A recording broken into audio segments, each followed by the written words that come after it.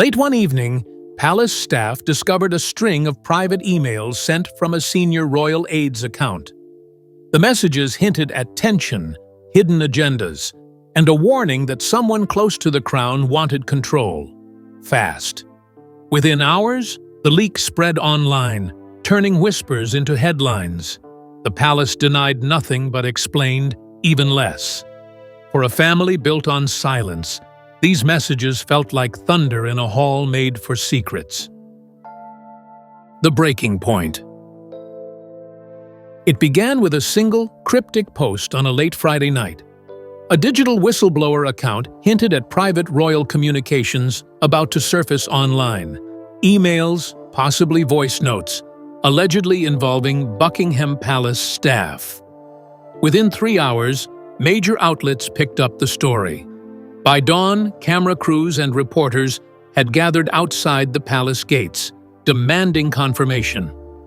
The royal household, usually swift to issue clarifications, said nothing.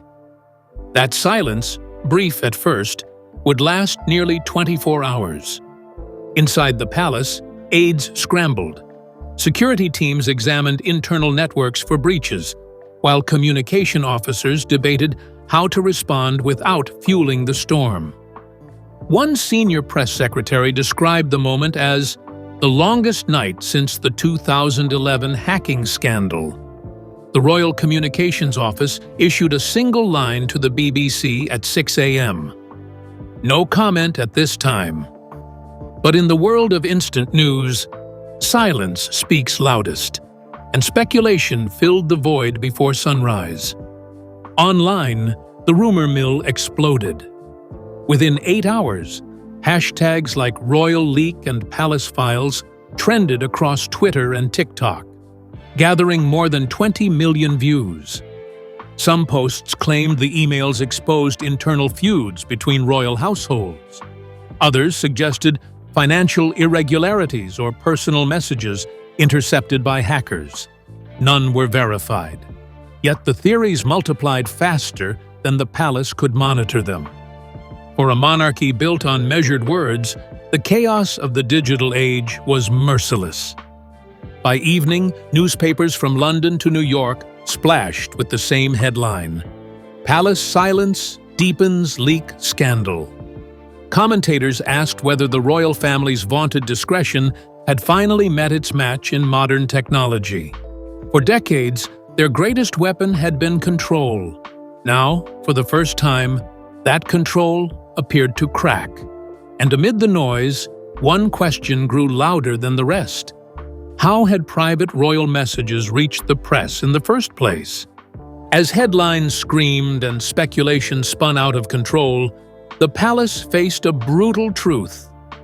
This was not the first time royal privacy had been breached. From stolen letters to intercepted phone calls, history had shown that even the most guarded walls could be penetrated. To understand the storm unfolding in 2024, one had to look back to the decades when whispers turned to leaks and secrets first began to travel faster than the crown could contain them. The Age of Leaks.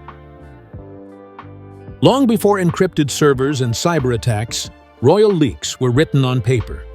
In the 1980s and 1990s, correspondents and courtiers alike exchanged handwritten letters, some of which inevitably found their way into the tabloids. The late Princess Diana experienced this most painfully. In 1992, excerpts of her private conversations, recorded without consent, appeared in the press. The monarchy's trust in confidentiality was shattered, setting a precedent that would haunt it for decades. The introduction of email in royal offices during the early 2000s promised security and speed. But with new tools came new vulnerabilities. Secure couriers were replaced by encrypted servers, and private notes by instant messages. When the 2011 News of the World phone hacking scandal broke, investigators discovered that even senior royals' voicemail systems had been targeted. The fallout forced sweeping reforms in palace communications. New passwords, tighter vetting, and digital firewalls. Yet it also exposed an uncomfortable truth: secrecy could never be absolute. By the 2000s, younger royals like Prince William and Prince Harry embraced smartphones and social media, bringing accessibility and risk. Photos, schedules, and private emails now existed in cloud systems where one weak password could invite disaster. Experts warned repeatedly that one careless forward or misplaced device can change royal history. Still, modernization seemed unstoppable. Public engagement required digital presence, and with every new platform came another opening for error. As the monarchy entered the digital era, the line between personal and official blurred beyond repair. What once took months to leak through couriers could now spread in seconds. The palace found itself in an impossible balancing act, preserving tradition while adapting to a connected world. The age of leaks wasn't coming. It had already arrived.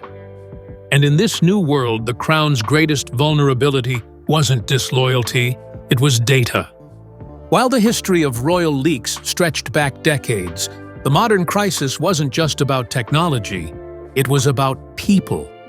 Behind every email sent and every message deleted stood the complex machinery of palace communications: secretaries, advisors, and press officers, all working to manage the royal narrative. But when information crossed so many hands, one question became unavoidable: who really controlled the story, and who was quietly feeding it? The players behind the curtain. Inside the labyrinth of Buckingham Palace, communication is both an art and a battlefield. Every royal household, Buckingham, Kensington, and Clarence House, maintains its own press and digital teams. Collectively, they handle thousands of inquiries, posts, and statements each year. But with separate offices come competing priorities. The result? Overlapping messages, mixed strategies, and the constant hum of internal rivalry. As one former press aide described, it's three kingdoms under one crown. The structure is rigid. At the top, senior press secretaries coordinate public statements, ensuring consistency with royal protocol. Below them, digital advisors monitor social media sentiment in real time, while private secretaries oversee correspondence for individual family members. The system is vast, yet vulnerable. Every email chain, calendar entry, or memo passes through multiple eyes. In an era where one leak can dominate global headlines within 10 minutes, control becomes illusion. Tensions between tradition and transparency only make things harder. Some advisors push for openness, real-time engagement, casual social posts, direct communication. Others argue for restraint, clinging to the late Queen Elizabeth II's guiding rule: never complain, never explain. These competing philosophies often breed internal friction. A message drafted for Kensington Palace might be delayed by Clarence House revisions, sparking confusion or mistrust. In that silence, whispers spread, and sometimes so do documents. By mid-crisis, suspicion had turned inward. Reports surfaced that an internal audit was underway, every department under scrutiny, every access log reviewed. The royal household's IT division launched what they called a containment review. Publicly, it was routine protocol. Privately, some feared a mole. Yet no evidence emerged. As one senior aide admitted, the hardest thing about a leak isn't finding the source. It's realizing how many people could be one. While investigators searched for answers inside the palace, royal historians looked backward, to the moment when the monarchy first lost control of its own narrative. That moment came not with emails or hackers, but with a single televised confession that changed everything. To understand today's crisis, one must revisit 1995. when Princess Diana's private words escaped the palace walls and reshaped the monarchy's relationship with the media forever. Lessons from history. Every modern royal media crisis traces its roots back to one night in 1995, the broadcast that changed everything. On the 20th of November, the BBC's Panorama aired an interview with Princess Diana, unlike anything the monarchy had ever seen. Sitting in a modest black jacket, speaking calmly but with unguarded honesty, she revealed the emotional isolation of her marriage and the pressures of palace life. "There were 3 of us in this marriage," she said, and in that moment, centuries of royal silence shattered on live television. The interview had been secretly arranged months earlier. Journalist Martin Bashir used deceptive tactics to gain Diana's trust, fabricating bank statements and exploiting her fears of betrayal. Yet, despite the controversy, the broadcast reached over 22 million viewers across Britain, and millions more worldwide. It was the first time a royal figure had spoken directly to the public, bypassing palace filters. For the monarchy, the damage wasn't just reputational, it was existential. Control of the royal narrative had slipped forever. The fallout was immediate. Within 6 months, Prince Charles released his own televised response. The 1994 Charles, the Private Man, the Public Role documentary, a bid to reclaim the family's image. But the war of narratives had already begun. The royal family, once defined by mystery, found itself dissected through sound bites and screen time. Every future communication, every leak, would be judged through the lens of that emotional betrayal. Diana's decision to speak wasn't rebellion for its own sake, it was survival. Historians now view that interview as a turning point in modern monarchy, the birth of transparency and the death of unquestioned privacy. Today, when emails leak or texts are exposed, it's not just data that escapes. It's the same raw emotion that once filled living rooms on that night in 1995. Her words, and the chaos that followed, taught the palace one unyielding truth. Silence protects, but it also imprisons. Nearly 3 decades after Diana's broadcast, technology had advanced, but the risks remained eerily familiar. In a world of encrypted servers and global media, privacy could vanish in a single click. And when the latest royal leak hit, the echoes of 1995 were unmistakable. But this time, the culprit wasn't a journalist or a hidden camera. It was code, malware, and a single misplaced email that turned into the monarchy's biggest digital test yet. The modern crisis. The investigation began quietly.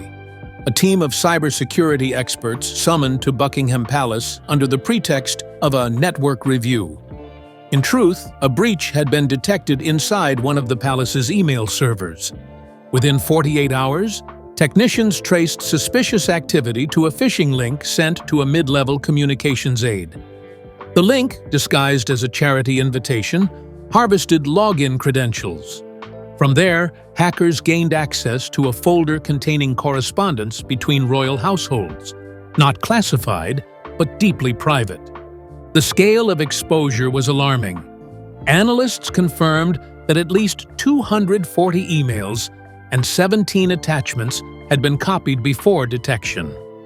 Some contained briefing notes for King Charles, while others included draft statements and private scheduling updates for Queen Camilla and Prince William. For comparison, security officials noted that the breach mirrored patterns used in political cyber attacks across Europe and North America in 2019. The conclusion? This wasn't a tabloid leak. It was professional espionage. Royal IT teams immediately enforced a full lockdown. External communication channels were frozen for 72 hours. Encrypted backups were restored, and every palace employee was ordered to reset credentials by 6 p.m. that Friday. Insiders described the mood as controlled panic. The phrase "digital shadow" circulated among staff, a reminder that once data leaves the system, it never truly disappears. Some experts compared the situation to the rumored Sussex royal email breach of 2019, though no proof of a direct link ever surfaced. By the end of the week, cyber investigators traced the breach's origin to a compromised staff tablet used off-site during a charity event. No names were released. The palace described it publicly as a minor technical irregularity, but internally, the scale of alarm was clear. As one senior advisor put it, "It's no longer about what they took, it's about what they could have seen." The monarchy had entered the age of invisible intruders, and every click was now a liability. As the investigation continued, the focus shifted from damage control to perception management. The palace could contain the breach, but not the headlines. Within hours, major tabloids transformed technical jargon into scandal. The real battle had begun, not in the servers of Buckingham Palace, but on television screens and front pages. And as the coverage intensified, one truth became clear. In the information age, the leak itself matters less than the story built around it. The media's feeding frenzy. When word of the royal digital breach reached the press, the reaction was instant and fierce. By Monday morning, major outlets had devoted full-page spreads to the unfolding drama. The Daily Mail ran the headline, "What the Palace Won't Admit." The Sun followed with "Inside the Royal Inbox." Talk shows speculated endlessly about internal rivalries, private memos, and emails of envy between senior staff. Fact blurred with fiction. For the public, it was not about truth anymore, it was entertainment. Legal experts quickly warned broadcasters about privacy laws and defamation risks. But by then, the story had momentum. Within 48 hours, more than 50 opinion pieces had been published worldwide, each presenting its own theory about who was responsible. Former palace aides were contacted for exclusive background, often refusing comment, but still quoted as insiders. The digital age had magnified what Diana once faced, except now it unfolded in real time, refreshed every minute on millions of screens. Inside the palace, crisis teams worked around the clock. Senior press officers conducted off-record briefings to redirect narratives, quietly sharing verified details with trusted correspondents from the BBC, Reuters, and The Times. The goal was to steady the conversation, to shift attention from speculation towards cybersecurity. Analysts later described the effort as damage limitation disguised as transparency. Behind the scenes, the king was said to have urged one guiding rule: control the tone, not the noise. But control was fleeting. Online forums spun new rumors hourly. Hashtags like #RoyalHack and #CrownCrisis surged across social platforms, reaching millions by day 3. The palace's official silence was interpreted as guilt, and every photograph of Charles or Camilla was dissected for meaning. Commentators called it the monarchy's greatest PR struggle since Meghan and Harry's 2021 interview. Yet even amid the chaos, one message held firm. In an era defined by exposure, privacy itself had become the crown's last defense. As headlines reached fever pitch, the spotlight shifted toward the royals themselves. Amid the noise, one figure became the embodiment of calm. While commentators speculated and tabloids screamed, Princess Catherine appeared in public, smiling, composed, and silent. Her quiet dignity turned public tension into sympathy, and within days, she became the stabilizing image the monarchy desperately needed. The next chapter of the crisis would belong to her and to the lessons she carried from generations past. Catherine's grace under pressure. When the media storm hit its peak, Princess Catherine stepped out into public view, smiling, poised, and unshaken. On a cool Thursday morning, she attended a scheduled children's hospice event in Birmingham, just as she had planned weeks earlier. Cameras followed her every step, searching for hints of tension or strain. Instead, they found composure. Wearing a simple navy coat and her familiar calm expression, Catherine greeted families and spoke softly with volunteers, offering warmth without a single word about the crisis. To the public, her silence became its own message. Commentators across Sky News and ITV noted that her demeanor echoed the philosophy of the late Queen Elizabeth II. Never complain, never explain. As speculation burned through headlines, Catherine became the still point in a spinning storm. Her team at Kensington Palace understood the symbolism. By appearing serene amid chaos, she wasn't denying the crisis. She was rising above it. The contrast between online noise and her quiet presence was striking. Behind the scenes, however, Catherine's schedule was carefully managed. Every engagement was vetted, every appearance framed to project steadiness. Her aides worked discreetly to shield her from direct press questions. While others briefed and defended, she embodied the monarchy's oldest survival instinct: dignity through silence. Analysts later said her single public appearance had more impact than a dozen press statements.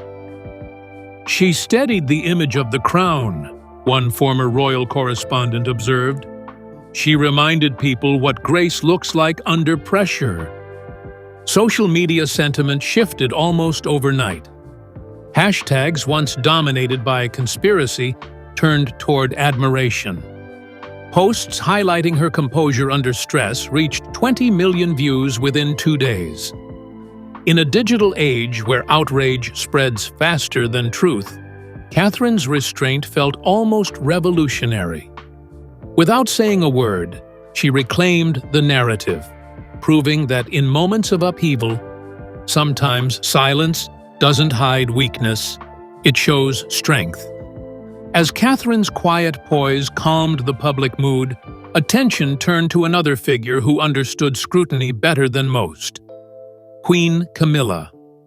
Once again, the press revived old headlines comparing past and present, compassion and controversy. But Camilla had faced decades of public judgment and learned the art of surviving it. While others retreated, she advanced, not with denial, but with deliberate visibility.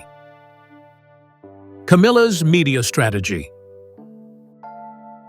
For Queen Camilla, the resurgence of media hostility felt familiar and strangely manageable. When the tabloids revived stories of 1997, painting her as the eternal contrast to Princess Diana, she met it with quiet action.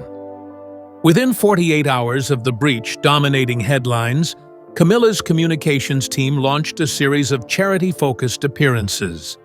One day, it was a literacy event in Bath. The next, an animal welfare visit in Gloucestershire. The message was subtle but unmistakable. She would not vanish under pressure.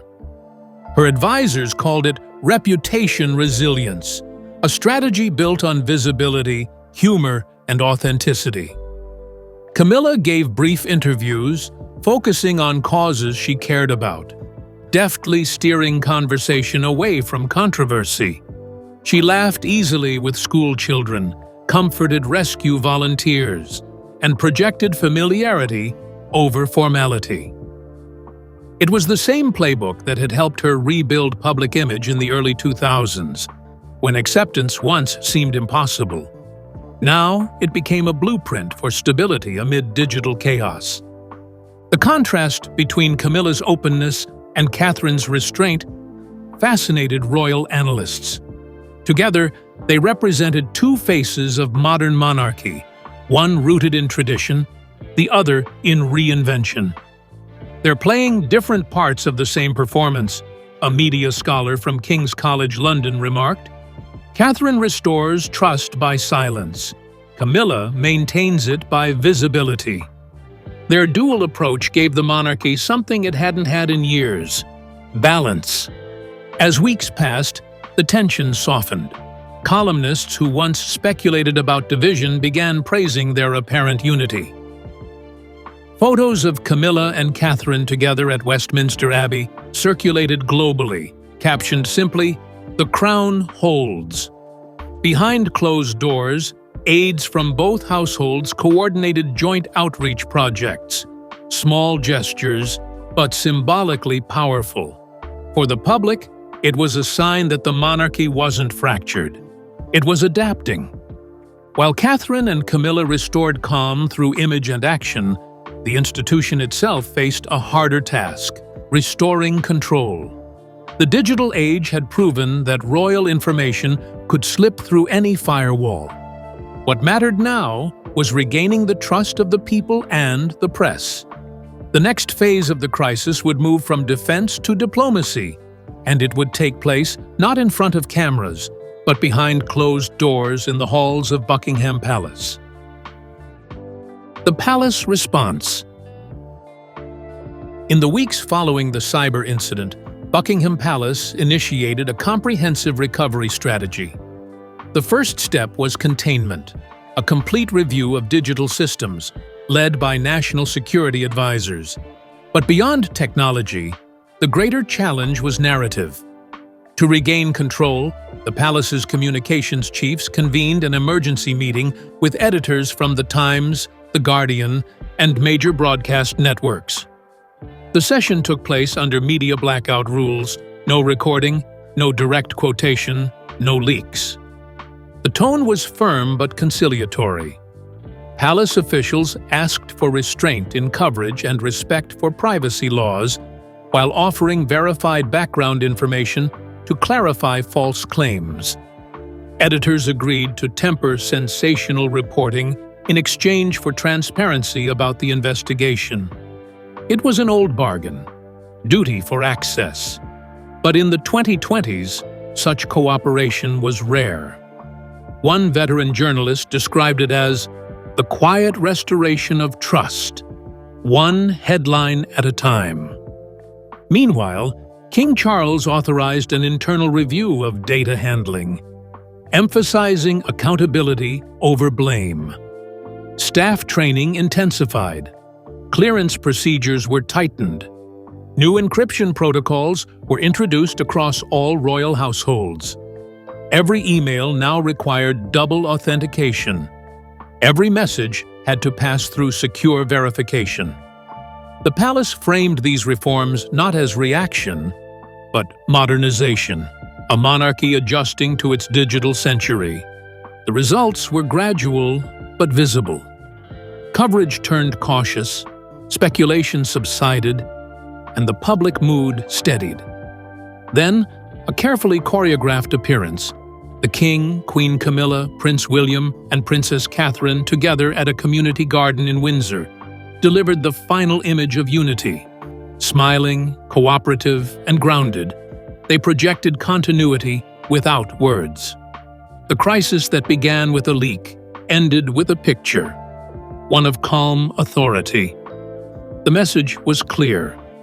The crown endures by adapting, not by hiding.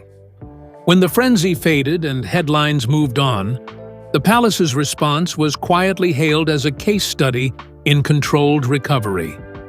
Yet beneath the polished calm, the episode left lasting questions about the future of monarchy in the information age. What did the leaks truly reveal?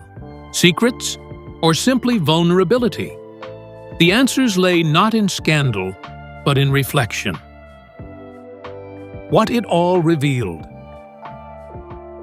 In hindsight, the crisis was never just about stolen emails. It was about the changing balance between secrecy and storytelling. For centuries, royal mystique relied on distance. The belief that what happened behind palace walls stayed there. But in a world of instant sharing and digital transparency, that distance has collapsed. The monarchy's power now lies not in secrecy, but in how it responds when secrecy is lost. Experts in royal media studies argue that modern leaks aren't truly about content. They're about control. In 2024, as in 1995, perception mattered more than facts. The diary entries, the interviews, the emails, each episode tested the same idea. How much truth can the crown survive? And each time, the answer seemed the same. Truth, when handled with grace, doesn't weaken the monarchy. It humanizes it. The royal family's recovery after the digital breach reflected that evolution. Through Catherine's poise, Camilla's engagement, and Charles's humility, the institution showed a rare adaptability. There was no denial, no panic, only acknowledgement, reflection, and quiet reform. For a monarchy once accused of rigidity, that shift was historic. It marked a transition from secrecy to selective transparency, the art of revealing just enough to retain faith. In the end, the lesson was not about technology or leaks, but about resilience. The monarchy discovered that, in a world flooded with noise, silence still has power. Not as avoidance, but as discipline. As one royal historian concluded, the crown's greatest strength has always been endurance. In the age of leaks, endurance looks like composure. And in that composure, the monarchy, once again, found its way forward. By morning, the emails were gone, deleted, denied, erased from every screen. But the story had already taken on a life of its own. People began asking what power costs behind closed doors, and how far loyalty can stretch before it breaks. The palace may have buried the messages, but not the questions they left behind. In the end, silence didn't protect them. It only made everyone listen harder.